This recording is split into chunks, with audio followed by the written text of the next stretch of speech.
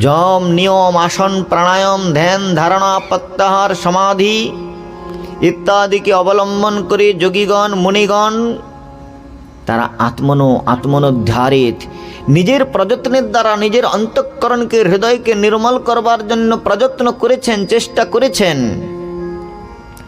কিন্তু তাদের মধ্যে কেউ সফল হয়েছেন, আবার কেউ সংসারে পুনরাবৃত্ত হয়েছেন।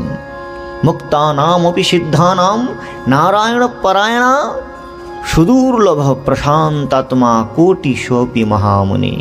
কিন্তু ভগবানের কথা শ্রবণ করলে ওই প্রকার অন্য গুহার গর্ভে তপশ্চর্যা করে যম নিয়ম করে যতখানি নির্মল করা যায় তার থেকে অধিক নির্মলতা সম্পাদিত হয় ভগবানের কথা শ্রবণ করলে। যমাদিভি যোগপথই কাম লোভ হত মুহু মুকুন্দ সেবয়া